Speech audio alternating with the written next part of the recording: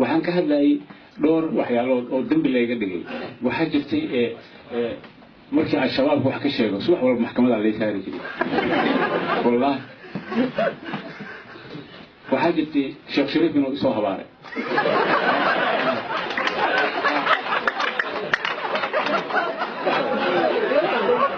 waxaan idhi markuu soo habaaray isla markii waan jawaabaan u sameeyey waxaa idhi aniga waa habaartay inta cad u duceeyey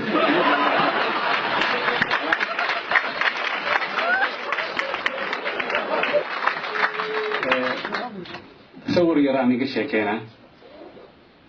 soomaali qarankeedii oo gaari saaran habeen madooba wuxuu ku dhacay dhooqo markaasaa maalin walba sano walba waxaa la raadiyaa makaanig oo baabuurkaa ka saara meesha makaanigii la keena lugu la baxaa u dhuntaa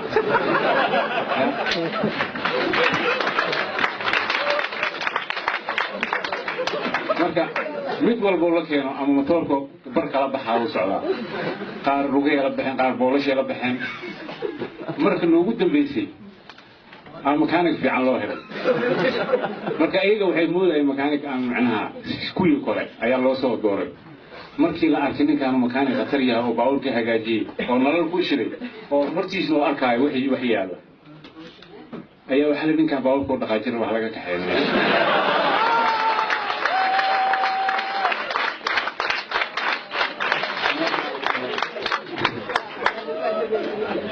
marka waddankeeni maaragtay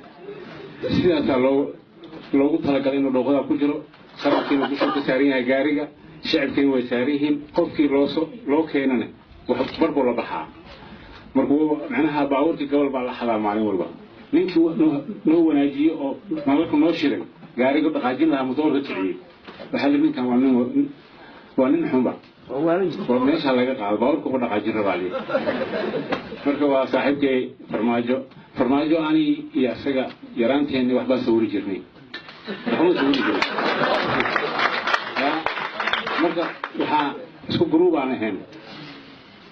labadayna waa kala dhunnay dagaaladii wixii ka dambeeyey waxaan arkay farmaajo ra'iisul wasaaraha farmaajo oo walaaltinimo iyo wax ku soo wada kornay ayuu markuu soo koreen ku bilaabay aniga waxyaalo badan waxaa jiray qofka siyaasiga ah wax walba laguma eedeyn karo waxaa dhici karta shaqada inay ka badato macnaha waddankaasna waa waddan oo faraha ka baxay ani marka waxaan ka wadi xusuusin waxaa jirtay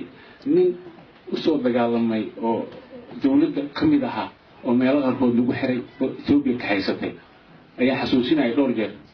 arrintiis waxaa laga qabtay dawladda ka mid yihiin hadday ka hadlaan horaa laga soo daynaa ninkaa